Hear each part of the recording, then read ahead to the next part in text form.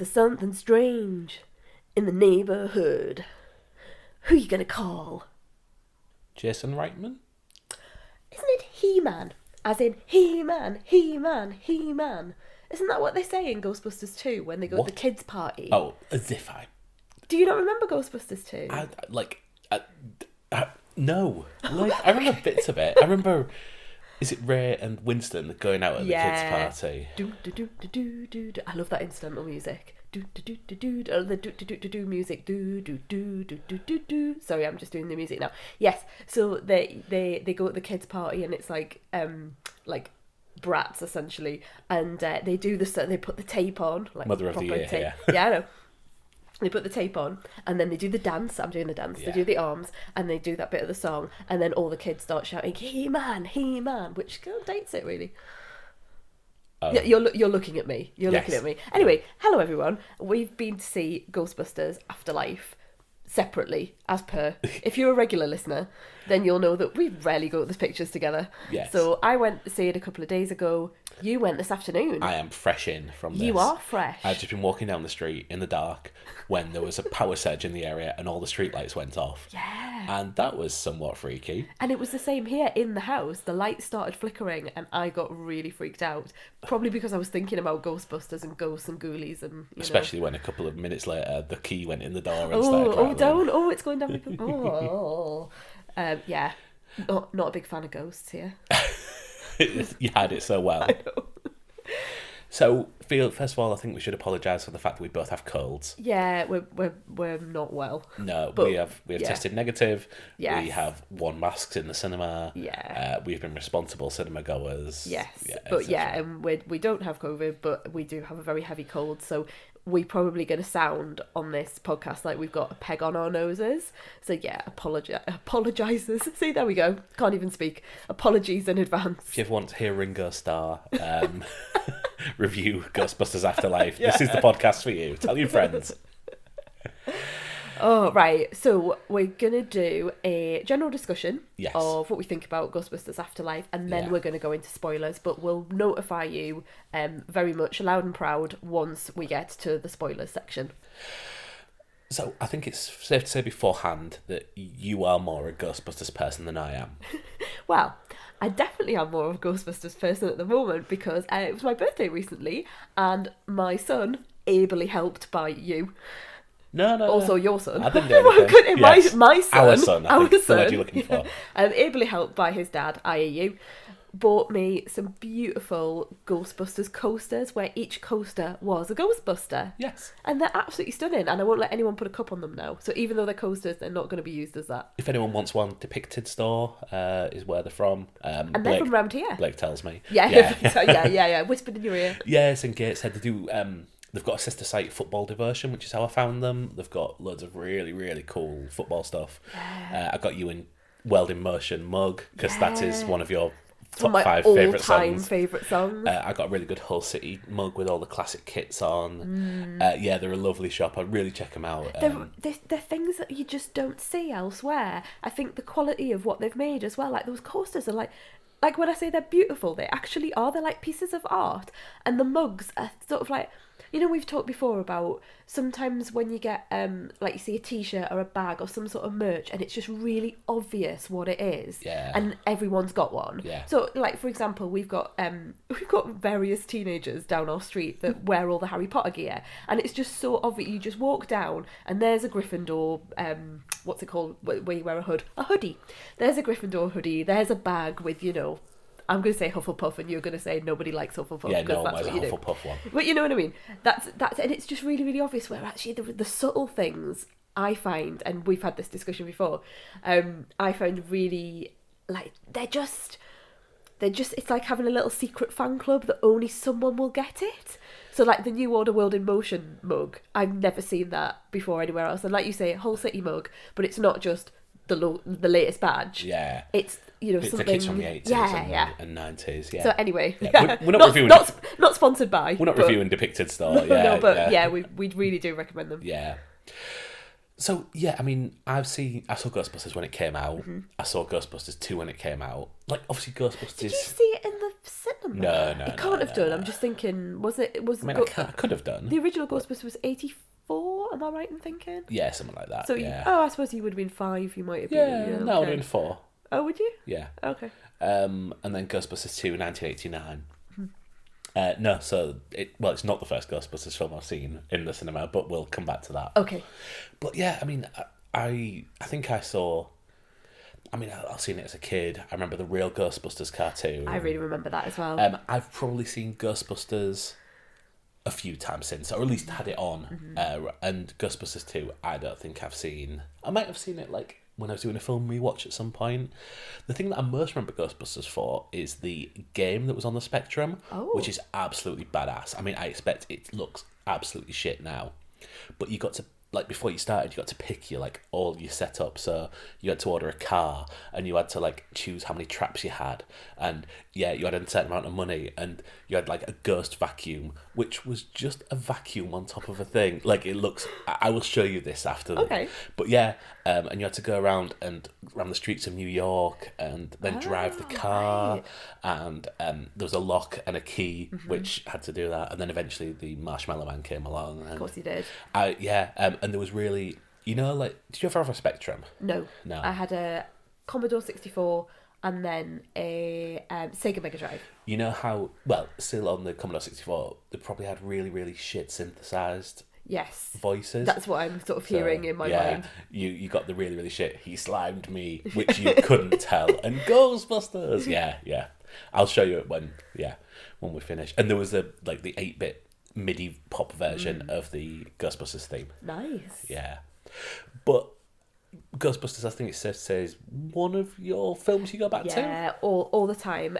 Obviously, massive caveat of not watching the beginning with the ghost in the library. No, thank you. So I skipped through that bit. Oh, God. I watched around it, but then once, the free-floating spectre arrives, that's when I kind of, like, when she turns and she goes, shh, that's it. I'm out by that point. I'm not waiting for the rah bit. People at home hopefully will know what I'm talking about. I know what you mean. You know what I mean, don't you? And actually, when you see it, if you do look at it, it's not as scary as you remember. But as a kid, that was just terrifying. But I love it. I love the camaraderie between the 3 and then later on 4 Ghostbusters. I really like, and again, it's a childhood film for me.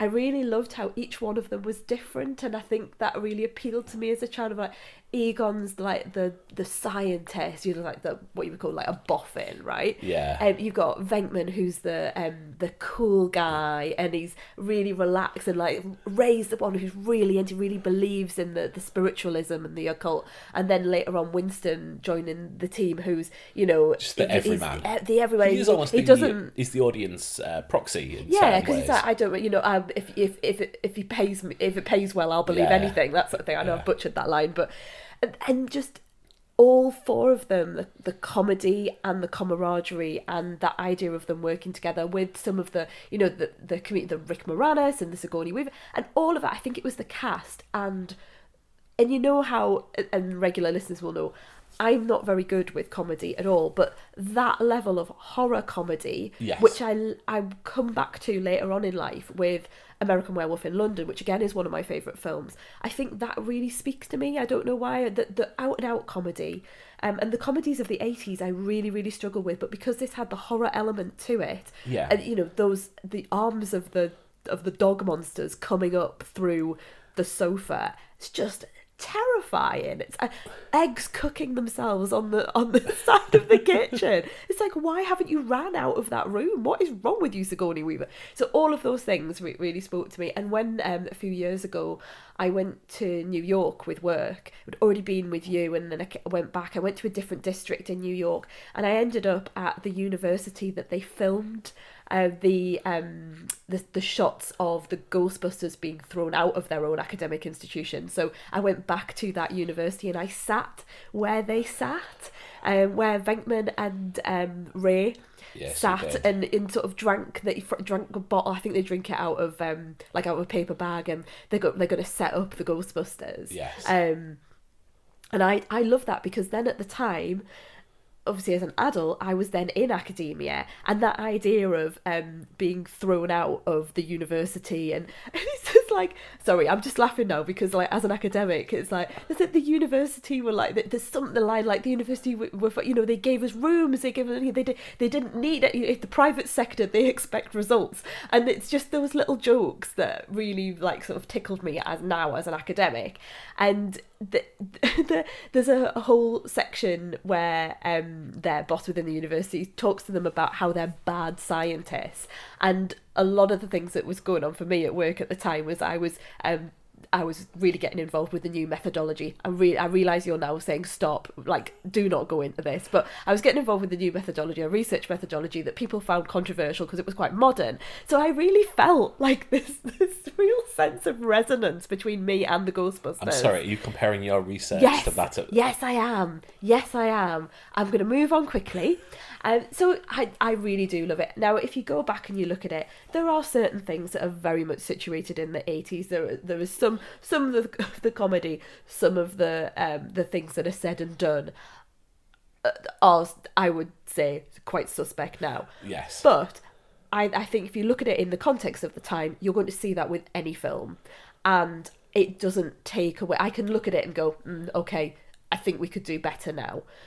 But I can still see it as a film that I really enjoy. And obviously it had an absolutely stellar cast. Yeah.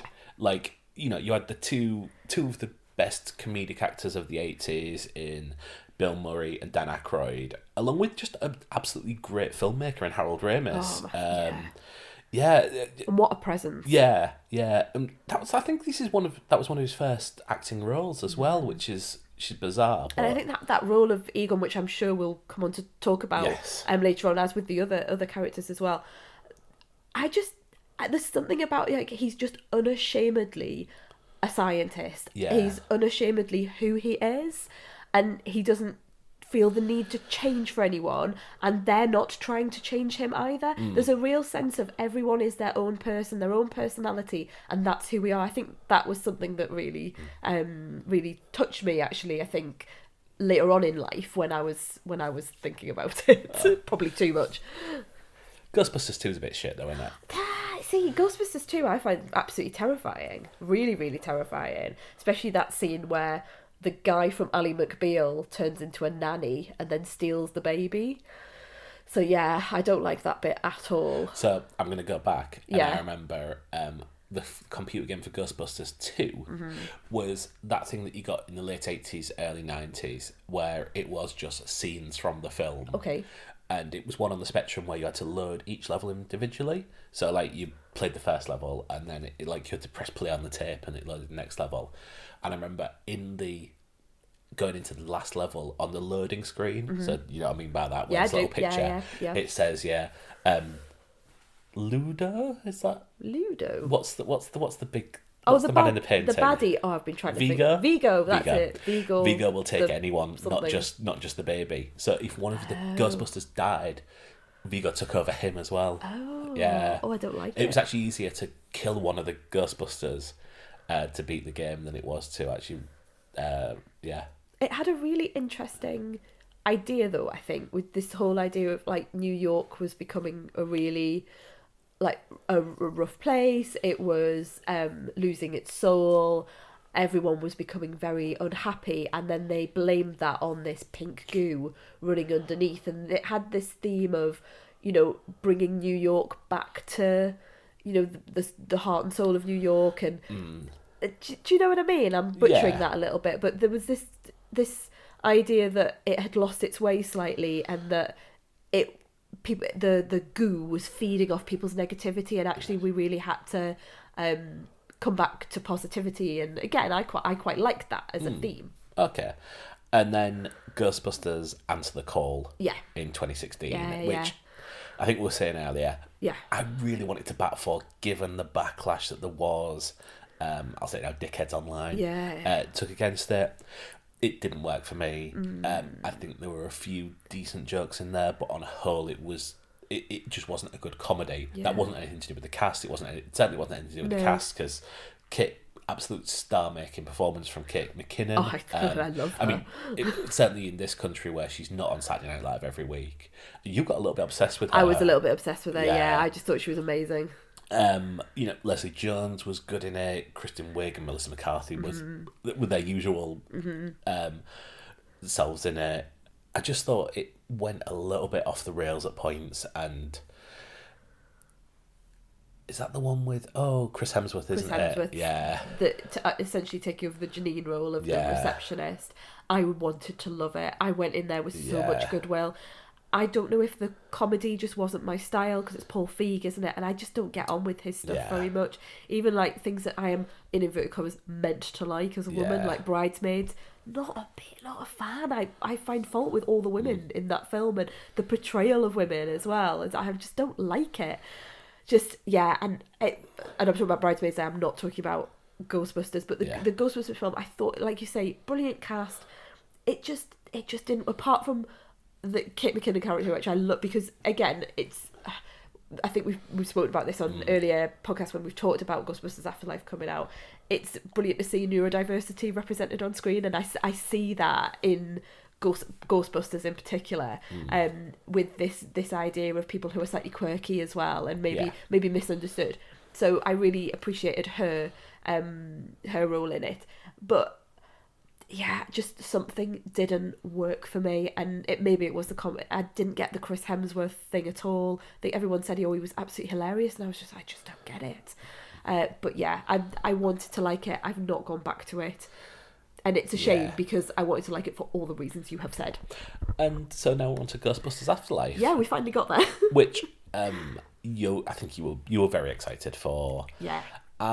You told me to avoid all the trailers. Well, I still am. Yes. Avoid all the trailers. Anyone who hasn't seen it yet, why are you listening to this? But anyone who hasn't seen it yet, don't watch any of the trailers. Don't watch any of like the TV spots. Don't look at anything online, because there's major spoilers online as well. But this is a film to go into without seeing anything. I mean, I was kind of spoiled. Why? Well, I'll have to go into that in spoilers. In spoilers, right. But yeah.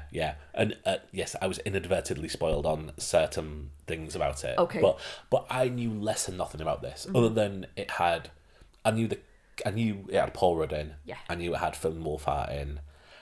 Is that Wolfhard? Yeah. Is it Wolfhard? Well, yeah, it's Finn Wolfhard. Oh, I thought you said heart. No. It's the cold. Yes, it's the cold, yeah. That was kind of as much as I was. I knew about, I probably could say one more thing, which might be classed as a spoiler. Right. You've been itching to talk about this for the last 48 hours. I know. We went out for my birthday, and all I wanted to talk about was this film, and I wasn't allowed. And there were moments of silence, which is so rare for us. We were sat at the table, and I started thinking, what am I going to say? What can I talk about that isn't this film? And we ended up talking about cricket, which is just terrible. Ted Lasso. And why I won't watch Ted Lasso. So am I all right to go ahead? So first of all, I just want to say that I came out of the film, and at my my instinctive moment was that I didn't think you would like this film very much. So I'm just going to put that out there here, just as a, let's park it there. So when I came out, I thought, Mark's going to find fault with this, and I know what he's going to find fault with. That was my instinctive reaction. Yeah. I came out thinking, there are faults with this film, but I really enjoyed the ride. I really enjoyed the new characters that were introduced to us. So this single parent family, it's Carrie Coon. I love Carrie Coon. Yes, who is brilliant and wonderful in everything. And I really enjoyed her children, so Finn Wolfhard, and please remind me what her daughter's, is it McKenna Grace? McKenna Grace, who plays her daughter Phoebe. Yes. I liked them as a family. I liked Paul Rudd in his role, as you've already said. So he turns up as a member of this new community that they moved to. I liked. I thought some of the shots were really beautiful. There was some lovely cinematography of. There was one shot in particular of some sort of wafting. I've got my arm in the air, which isn't really helping for a podcast, but sort of like wafting bits of cloth, and sometimes the camera would just stay still and it would look quite almost like a painting, and I then know what you mean, moving yeah. still. And I just thought some of the skylines and things like that, I really enjoyed those moments. I had a bit of a pause at some moments. I thought, oh, I really like this. I loved, unsurprisingly, there was a complete 80s vibe to this. And that's really when I loved it. I thought it had elements of the Goonies in. I thought there was a really strong Gremlins and Gremlins 2 contingent to it. It was Spielbergian. It was it reminded me slightly of a film we were talking about the other night, which is Super 8, because again that has I totally agree with you on that. Spielbergian. Yeah. And you know what? I know there will be a lot of sniffiness. In fact, I've seen a lot of sniffiness around this film. And a lot of it is to do with this idea of nostalgia. And I do think sometimes nostalgia can be taken too far, and it can be very... And some people have been saying, I'm just rewind a bit here, some people have been saying that this the nostalgia, the 80s nostalgia, is cynical. I don't think 80s nostalgia, as it relates to this film, is cynical at all. I think it has a huge amount of heart to it. I think it makes sense for this film and this filmmaker, having, you know, been the son of the person who did the first film in the 80s. And the second. And the second. second. And I think he had a bit part in it as well. So, like, Jason Reitman, I think he was... Makes sense, so in it. And he's grown up around these people, he's grown up around these characters, grown up around this world. I don't think there's a cynical thing with it, you know, like some people say buying into, oh, it's, you know, that nostalgia, let them buy into this nostalgia. So I really enjoyed the nostalgic elements to it. I'm not saying it's perfect, it's not perfect at all. One of the big things that I had a problem with was from the first, I don't know if it was the first half even, or the first third, it felt really dark. Yeah. I wondered whether there was something wrong with the projection. I kept having to lift my glasses up and down and thinking, have I got something wrong? I really struggled to focus. So I think this might be a problem with the cinema we visit. Okay. Because this was exactly the same screen that I was in for Eternals. Right. And it's not the same one that I was in, but I totally agree with you. I wonder, and I've heard other people say, I've had people say that Eternals is too dark, but I've also heard people say that Eternals is bright and colourful and everything like that. Wow. So maybe Maybe it's a screen issue. Yeah, maybe that is a screen issue. That is really... Because I was thinking about you while I was watching it, thinking, you had exactly the same issue with Eternals. But yeah I really enjoyed it. Like I say, not perfect. Some things it's still sitting with me, but I enjoyed it much more than the 2016 version. Not for those reasons. And I liked all of the 80s aspect of it. Okay. Go on then. I think you were very much on the same page as this as I was about Bill and Ted. Right. Face the Music last year. I feel... I think you're right in that I am far less positive on this than you. And I think the problem is that my feeling against it is not anything... Well, it's a little bit about the film, but it's very much about the film that I wanted rather than the film that I got. This is the Ghostbusters Junior, and I had no desire to see that film. I agree that McKenna Grace really, really brings out the most in this role, but for God's sake, she may as well have been called Mary Sue, because I think she's really badly written. I think she is the second coming of Lex from Jurassic Park, in that she is a 12-year-old child who can do everything. I don't think she can do everything. I think she can. Okay. She understands. Yeah, she comes in, she can fix a bloody proton pack for That's us. all right. She's being helped to do so. Okay, yeah, but only by a light. Let's be very careful with what we say here. Yeah. But she's not doing it just by... She's not going, oh wow, proton pack, I'll fix that. There is assistance from various adults. I think Finn Wolfhard really, really is just playing Mike from Stranger Things again. I didn't feel that way. Every time he was on screen, my heart just sank a bit. Oh, really? I think there's real inconsistency with the storytelling. There are lines of dialogue that absolutely contradict each other, which if you are with the film, you can completely ignore. But there are lines that happen in one thing, and then the next scene goes absolutely against it. You'll have to tell me about that in spoilers, because I obviously have missed that. Yeah. And maybe my enjoyment of the film has taken me there. Okay. There is another child character who plays a podcaster, who just annoyed me every time he was on screen. There is a fourth child character who is who I really want to, but is just forgotten about. I think Carrie Coon is perfectly fine, but is underserved in this. I think Paul Rudd is Paul Rudd, and that's fine. I didn't warm to it, and that's a problem, because then I see problems with every single scene that goes forward. Which there's a lot to like there, and I think the nostalgia is nicely laced through it, and I see other films in this. You're entirely right. I saw there was one scene where I was like, is this a Back to the Future tribute? Oh, really? Yeah. I missed that. Yeah. And lots of time, I totally agree. But then a lot of things, and I think there is some cynicism in here, which would have to go into spoilers. There is a couple of scenes where it is definitely done for the marketing and sell toys. Okay. But I'm sorry, because I wanted to like it, and and I think my problems with it are from the film it wasn't, which I fully admit is problematic. Are you wanting, because obviously this does focus on the children. I don't think it's any sport to say that it's a family of children, that they're gonna take, they're gonna find things, and it's gonna be their sort of adventure. But were you looking for new? I wanted a Ghostbusters film. Ghostbusters. I wanted a Ghostbusters film. I didn't want. It felt like a rip off of Super 8, and a poor rip off of Super 8 at that to me. Which saddens me. But yeah, I'm glad that you got a lot out of it. Just for everyone at home, that's just giving me a really lovely pat on the shoulder. This film, the cinema was full of kids in mine. Oh, okay. Yeah, and I didn't get that. The trailer. Well, you went during the day. I went during the day. And when the trailers came up and it was Clifford the Big Red Dog.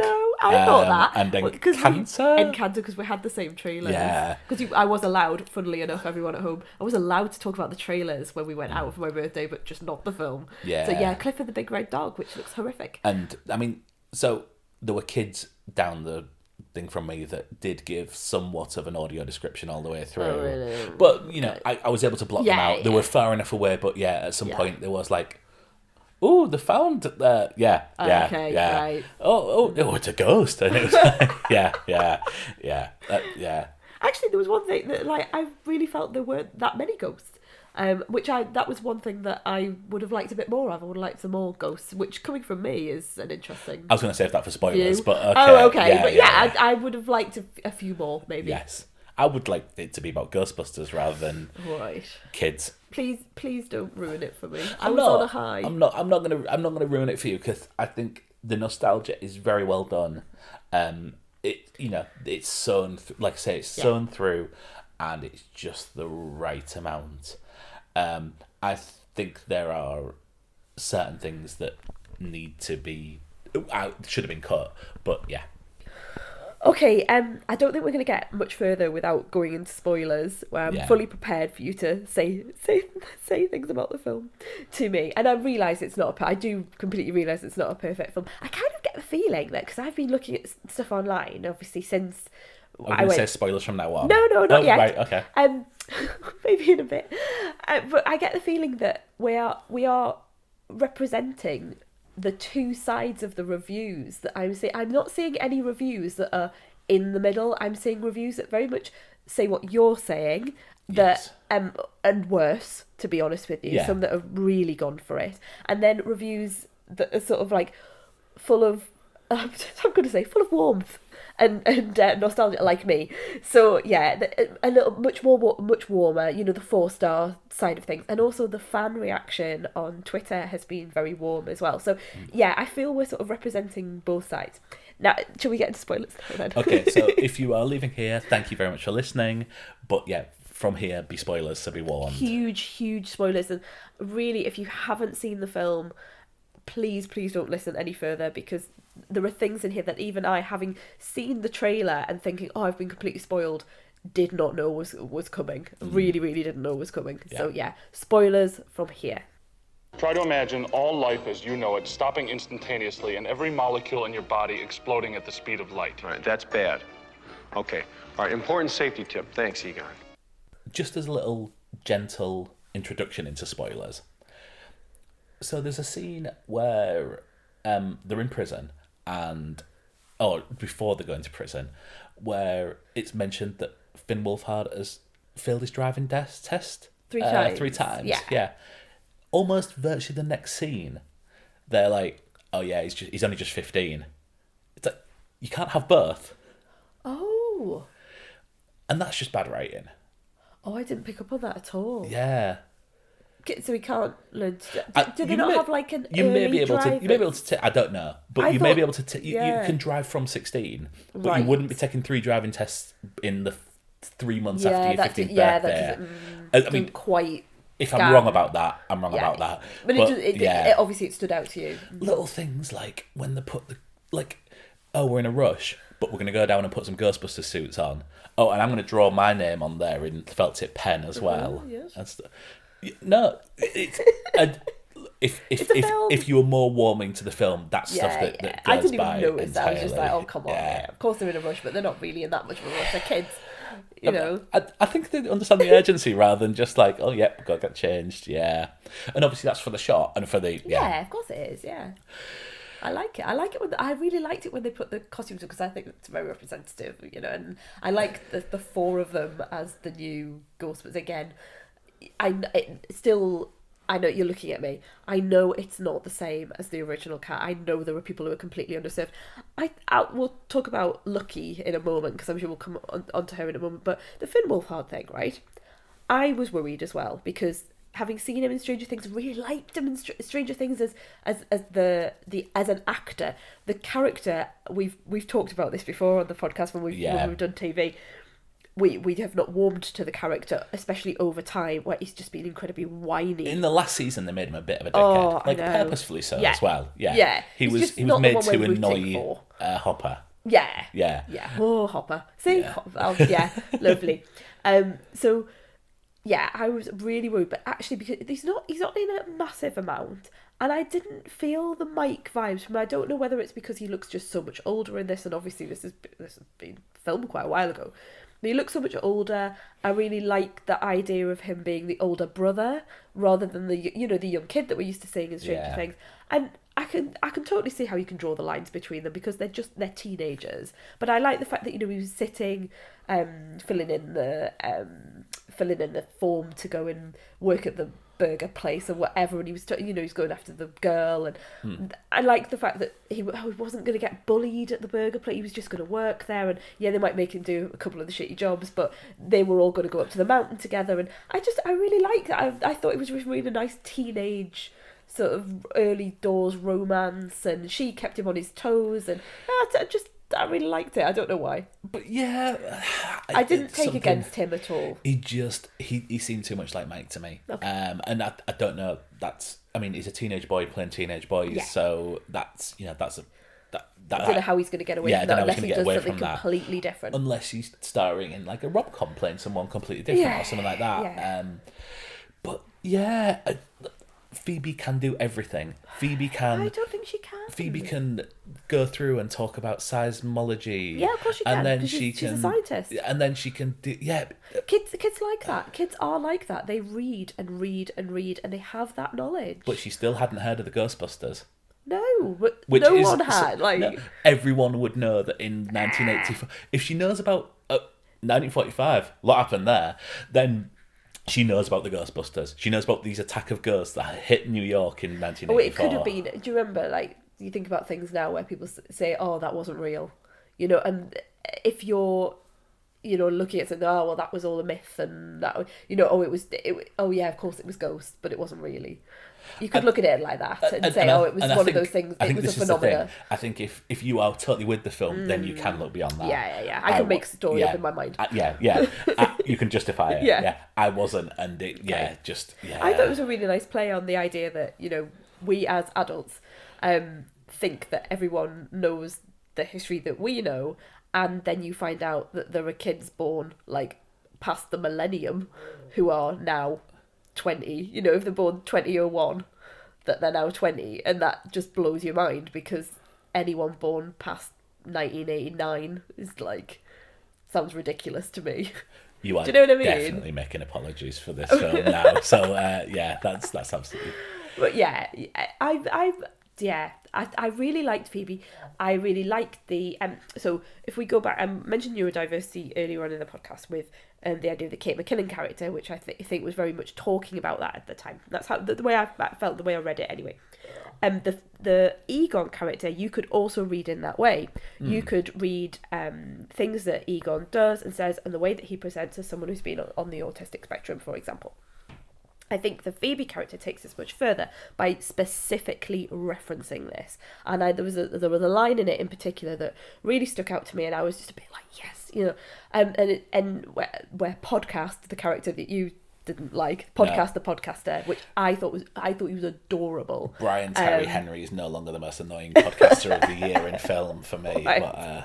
But he says something like, "Oh, are you not bothered?" or blah blah blah, and she says something along the lines of, I don't show emotions the same way as other people. And she doesn't do it apologetically. She just says it as a fact. And, you know, you're just like, yes, we are now seeing this level of representation where it's not apologetic. It's not, oh, look, that character's never going to have any friends. Even though I was a little bit concerned about the whole of our mum, like, don't be you. Which as a mum myself, I find that problematic that you'd be saying that to your child. I understood there was a comedic element to it. It was a funny thing, and then she gets to say it back to her mum and all that. But I was just kind of going, do you not recognise what is going on here? So I really liked that representation of someone who I think they were positioning as neurodiverse here, doing all the stuff, being the hero and having friends and all of those things while still remaining the same in terms of personality, likes and dislikes.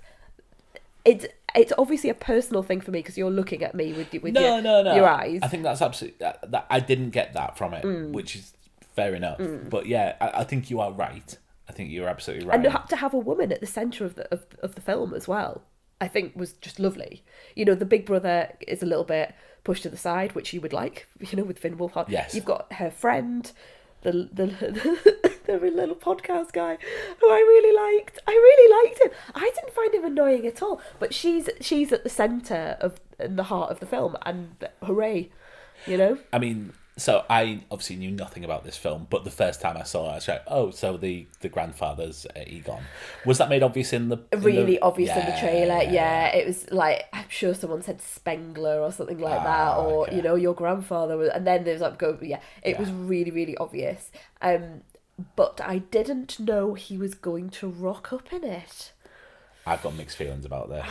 So have I, a little bit, and I don't quite know where to place them. So, should we go on to the sorry, I was cold cough. Yeah. Should we go on to the ending of the film? Yeah, go on. Well, the beginning as well. We're gonna have to go back to the beginning to talk about the ending as well. Oh, because there's that first scene at the beginning, which I loved. Did that remind you of Super 8? Because it did for me. Yeah, very much so. A little bit Close Encounters as well. I don't know if it was like in Spielberg, but yeah. There's a guy at the beginning of the film, yes, who is shrouded in darkness, but you can see the outline of his face every now and again. Yeah. And it's clearly Egon. And I just thought, okay, leave, and then obviously dies. Yes. Okay, leave it there. Yeah. That's it. But when I saw the thingy, is it a PK? I don't know what it's called. Yeah, PK energy. Is it? Yeah. I should know this, having said that I love the original. Yeah, when that started to go, I thought, oh no, he's a ghost in the house. Yeah. Oh, I wasn't too keen on that. And then I wasn't too keen on the whole, I'm a light bulb showing you the way, I'm going to move the chess pieces, we're going to have a game of chess, you know, or I'm going to swing the light around so you can see that I you know, all that. I loved you after all. Yeah, I mean, stalking you after all. As soon as Carrie Coon said, "Oh, he never cared about me," I was like, "Oh, she's gonna go downstairs and she's gonna see all these photos," and it was just So I was spoiled about Ghostbusters being in this. Yeah. Oh, it's obvious that it was going to happen. I thought it would be really... I didn't think that would be a spoiler because with Reitman being involved, he knows these people. But of course they're going to be in it. But walking through town, the action figures were on display outside the comic book shop. Oh, right, okay. And it was like, Ghostbusters figures. Oh, they look old. Oh, there's only 3 of them. I now understand what this is all about. Yeah. Right. Okay. So, that'll be fun. I'll get some of them. But yeah, so this film comes up to the ending where Ray and Peter Venkman and Winston come along and help defeat the Ghost area again. Yeah. Second time. Second time. Yeah. I've just as we've been talking, I've been looking through the IMDb. Right. Do you know Plays Goza? No. Oh, tell me, because I really wanted them to get the original actor back. But I don't think that's. Yeah. Who is it? So it's Olivia Wilde. Oh, the actress, the well-known actor, Olivia Wilde. Actress. Yeah. Really? Yeah. Oh. Yes. Right. I don't know how I feel about that. I would have preferred someone like the original actor. I just presumed that they were like a dancer or something because their body and the way they moved I thought they were like, you know how like the child catcher from Chitty Chitty Bang Bang was really a ballet star. No. Right. Okay. But yeah, it was the way that the person moved. But no, yeah, it's anyway, director of Booksmart, Olivia Wilde, okay. And the voice of Goza. Yes. Right. Is by I'm going to butcher this name. Go on. But it's Shura Agdalhu, who is Christian in The Expanse, which I'm currently watching. Oh, Mark. You will know her. It's the. Oh yes, I do know her. Yes. Absolutely iconic voice. Sorry, everyone at home, wants to show me a picture. She's got a very gravelly voice, hasn't she? Yeah, amazing Middle Eastern actress. She's from Iran originally, and absolutely I amazing know her. voice. I know her. When I hear her, I always think, oh yeah, that's who she is. Yeah, oh, that makes sense. She's a good Goza actually. Oh, okay. So then there is also someone who plays Spirit of Goza. Oh, do you want to share? Yeah. So the person who plays Spirit of Goza. Oh no, it's not someone else from The Expanse, is it? No, it's not Justified. Please tell me it's not Justified. Is Emma Portner? Who? She looks like Daisy Ridley. Is married to Elliot Page. Who obviously knows Jason Reitman through Juno. Oh, that makes sense. Oh, that's great. Yeah. But yeah, I don't think they're together anymore. Oh well, that's disappointing. Sorry, that's my celebrity news. I'm just thinking, I don't think they're together anymore. Yeah. Anyway, let's move on. Yeah. So they come back and they help defeat. Yeah. See, by this point, I was already crying. Okay. So wow. And then everything they said made me cry a bit more and laugh. So I mean, I just loved it so much. And I think there were really good references, like "Are you a god?" and everyone looks at Ray, and even me, who's only seen it a number of times, finds that really funny. And then I think it really worked. Mm-hmm. And then there is the moment.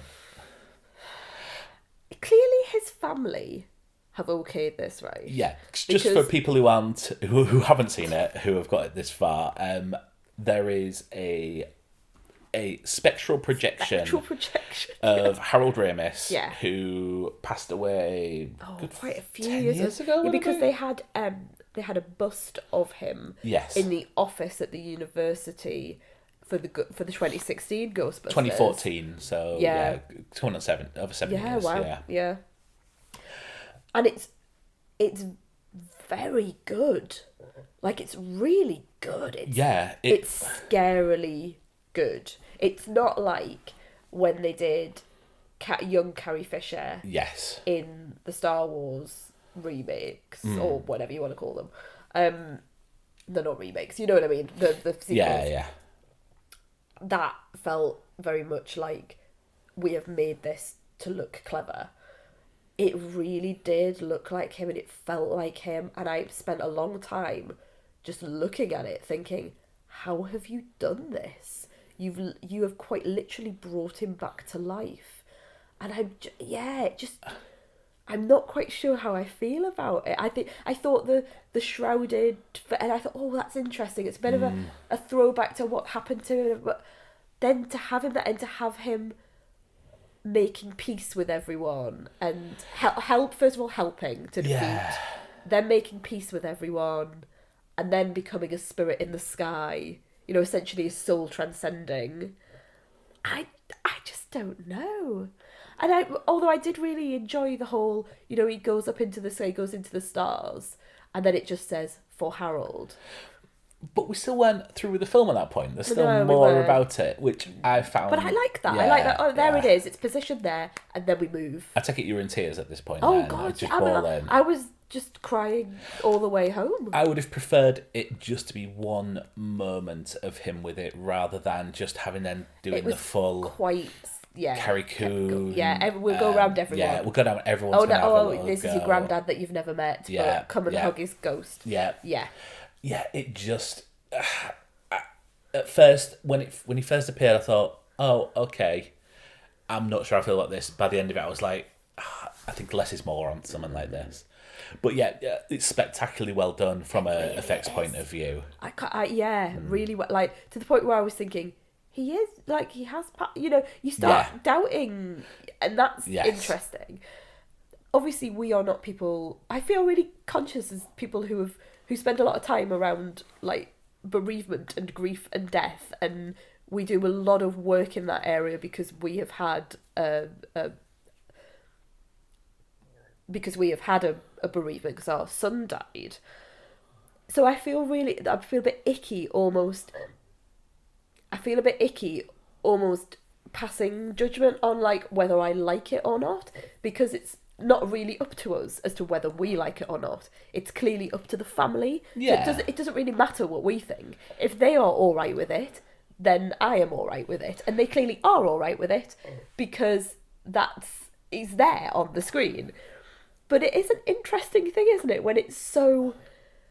I think it was it was just so realistic. That's what took me back. Yeah. And it was so, like you say, it was there for so long. Yeah. It wasn't a momentary flash. Yeah, I don't know. Yeah. It's difficult, isn't it? It's really difficult. Can we get into the post-credit scenes? Oh, God. Of which you only saw one because you left. I'm such an idiot, honestly. Like, there was no one in my screening. I could have said, no, it wasn't even one of those things where it's like, there's so many people and you just think, right, I'm just going to go with everyone else, and it's like really noisy or anything, or it's going to take ages and I can't really be bothered to sit. I was like, I wanted to see the credits because I was really interested in the credits, because you have the producer credits, and I really like to see who the producers are. Like, Dan Aykroyd was a producer, and I thought, oh, that's interesting. So, you know, geeky old me wanted to sit and see what all the behind the scenes stuff was. And then it said, it came up with the main cast, and then it said... And Sigourney Weaver. And I went, what, I've missed this. Who the fuck was she? Was my exact words. Yes. Where's she gone? And then you get the first post-credit thing, which was pointless. Should totally been cut. Totally should have been cut. There was absolutely no reason for it. It didn't work. Other than she probably couldn't get into it. She couldn't get to the screening, or they couldn't write her in, so they just put her in a post-credits thing. But it's her and Peter Venkman having a bit of a flirt, and he's pretending to read cards. Like in the first... I wondered... Well, my feeling was that they are referencing back to what could be deemed to be misogynistic and, I'm going to put it in air quotes, of its time. In the first film, he zaps there's a guy and a girl. Yeah. He zaps the guy. He's obviously a university professor. These are students. He's not zapping the girl for getting the answers wrong to this, like putting the cards up in the air. And then he essentially is flirting incredibly with her, and then is like, I think he's even like inviting her, you know, do you want to come over to mine at 8:00 or whatever? Yeah. And he's a university professor, she's a student, and it's not good. Yeah. So I wondered if they were, I mean, I don't know why they wondered they were. They clearly are. Yeah. reversing the role and then getting him back for, you know, that sort of thing, I think is, you know, now the woman is in charge and she's zapping him and all this sort of thing. But it just didn't work for me. No. I would have preferred to have seen them walking through New York together. If they're meant to be saying, well, they're now together after the second film, I don't want to see them doing this very weird little sketch that doesn't indicate that they've been together for a while, or he's just got it out of a box and they're just going to give it a go. I don't know. I would have preferred to have seen them in the streets of New York having a chat, or do you know what I mean? I mean, also, What? I think she's also got the same picture in her attic as Paul Rudd. Oh, yes. When you look at her compared to amazing. Bill Murray. I mean, Bill Murray's had a Yes. lovely life. Let's not get that wrong. But she looks like amazing. Like maybe 5 years has passed. Yeah, but I would have liked to see, you know, she was a musician. I would have liked to have seen maybe him sitting in the auditorium while she played. Something like that, I think, would have been much more sort of meaningful to me. And then I left. Well, that was silly. And then I left. So it was quite a full screening where I was, and everyone left apart from me, 2 people halfway down, and then another family who clearly turned around, clocked me and the other 2 people there, and spoke to the people who were taking the rubbish, and then went and sat down at the front. So clearly they said, "Is there something else?" And they said yes, because they knew what was happening. Yeah. So I take it you're aware of what happened. I am, yeah. I did read up about it. So there is a scene from, and I don't know if this is in either of the films, Okay. where from the original thing, where Janine hands Egon a lucky coin that she had from the 1946 World Fair in New York. Oh, something's ringing. I'm sure there's something that she gives him. Because she says something like, "I've got a very bad feeling and I'm usually very psychic," or something. There's something like that. Yeah, okay. And then, so that's clearly just to explain a really obscure reference. It must be in there just for it to be. Yeah, it has to be. Yeah. Then you cut to her in a waiting room, like in an office complex, with the coin. So clearly they were like, "No one will know what this is, so we'll put that in." She then goes through to see Winston, who it's revealed earlier in the film is now a successful financier. Good. And they have a little conversation, and he's like, "Oh yeah, I didn't do it for the money. I'll always be a Ghostbuster." Yeah. Then you see him walk into the fire. The fire department. in Tribeca. Yeah. Which we've been to. He walks in. He walks around, and then it cuts to the ghost containment unit, which has a red light warning flashing on it. Yeah. And that's the end. Right. That can't be the end. Well, it is. There has to be something else. Do you know something else that happens in it? Yes. What else happens? Did you leave after that? Oh, and then a symbol comes up, which is the Ghostbusters, but with a Stay Puffed Marshmallow Man as the symbol. Oh, right, okay. Well, that's not what I read on the internet, so maybe the internet has lied to me. Okay, well, what did you hear? So I heard that he has... I've just got in, so I might have forgotten something. So it may be their interpretation of it. I heard that I didn't say anything about some sort of coin, but I heard that he goes and buys the fire station back again. He sets it all back up again, and essentially it's like franchised out. So that's like the main office, and he's set up Ghostbusters again. I mean, that must. If that's how long do you think this thing is? I don't know. It was, no, I didn't get that. It was setting that's up the thing. like the universe, the Ghostbusters universe, and that there could be others. So there is a scene at the end of the closing credits. Winston visits Ghostbusters fire station headquarters while talking with Janine Melnitz. A red light on the containment unit within the station begins to glow bright red. Is the IMDb? Oh, right.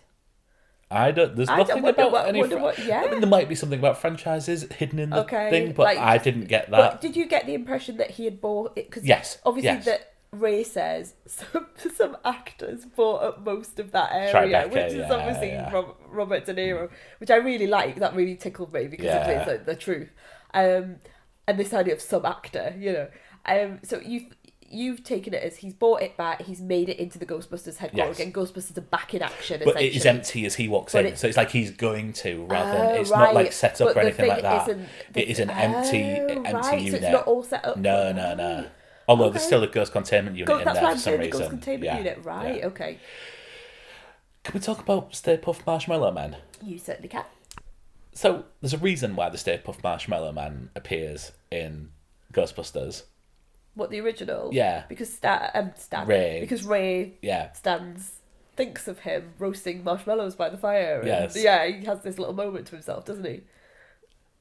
These appeared purely for commercial reasons. Yeah, I know. There was absolutely no reason for marshmallows to pop out of that bag, and that whole scene, for me, it should have been cut. Did you feel it was Gremlins? Because I thought it was. The idea of them being really essentially annihilating each other, but with a really happy smile on their face, really reminded me of, like, you know, especially the one where he's spinning around in the Blitzer. Also, when he was dancing on the shelf, it did remind me a little bit of Blake, the way he smiles. It and, totally reminded me of Blake. Like, it's the face, isn't it? It's the happy face. And I did think, that it's very cute, but also they are terrifying. It should have either been a separate short, or like even like a teaser trailer would have been okay. But yeah, it didn't fit in the film, and for me, it just felt really. That's the bit that felt the most cynical, Right. For me. Okay. Although it was cute seeing them barbecue each other. Just it's a smiley face that they put. Yeah, I know that was sort of like the reference, but I really liked, because I'm thinking about that scene. I really liked the fact that the dogs, you know, the evil hounds. I can't remember what they're called now. That they were clearly real and not Practical CGI. effects. Yeah, I loved that. Yeah. It just felt like they had fallen out of the original film, and I did like. Obviously, you're retreading exactly the same. You are, and I know that's what's being thrown at it as being, well, it's just the same film. It's the same baddie. It's the same minions. It's the same idea of the keymaster. Lockmaster and gatekeeper. No, it's the keymaster and the gatekeeper, I think. It's not the lockmaster. I don't know. Okay.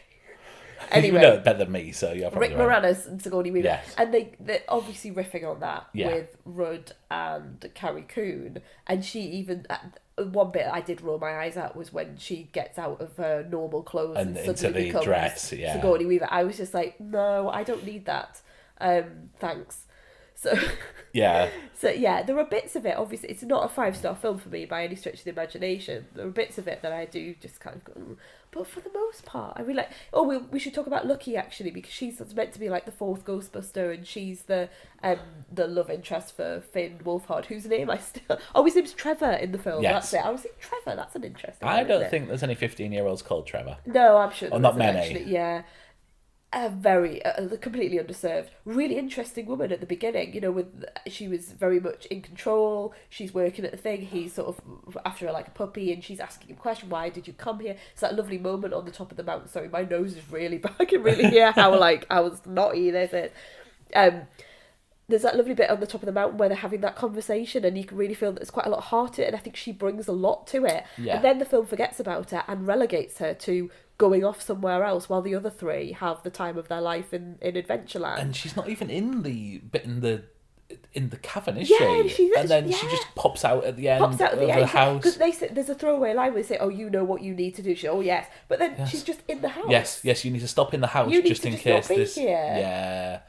I did wonder whether there was like COVID issues with like people not being available. I thought it was filmed before. Maybe it was. Because wasn't it held onto for ages? Do you reckon they had to digitally change the year to 2021? 21, I know, yeah. And the thing down at the... Yeah. J.K. Simmons had an easy couple of days, didn't he? J.K. Simmons? Yes. J.K. Simmons. J.K. Simmons. Who's J.K. Simmons? You know who J.K. Simmons is? Is he an older man with a slightly flat head? Oh, J.K. Simmons is the teacher in Whiplash. Yeah. Oh, yeah. The horrible man. And the editor in Spider-Man, various Spider-Man films. Yeah.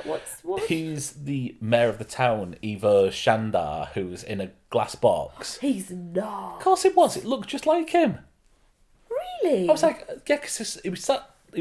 And I still don't quite understand what the relevance of him being in the box and being like waking up every reanimated. 5 seconds, every day when the thing comes, and obviously the proton Egon's packs sorting come it and out, and he comes back to life, and Yeah. then he wakes up and goes, "Oh, hello, and then it just gets ripped in two. I did not know it was him. Yes, I was that involved in the film. I did not know it was that at all. I just thought he was just some old bloke. and obviously he's in Juno as well. Oh, is he? Right, Yeah, okay, so there is, right. so it might just be a favour. All the people are in it. Just didn't know they were there. Yeah. Josh Gad plays the Chomper, the metal. Oh, the Muncher. Yeah, Muncher. Sorry. Yeah. Yeah, I did think he was going to be Slimer. I didn't like him. Because I've never been a fan of Slimer anyway. I want like proper ghosts. I like it when in the original, like, and actually in the second one, I think the Titanic comes back. What? Yeah, I'm sure it does. Or it could have been the first one. But I find that more ghoulish. I find historic figures or historic events.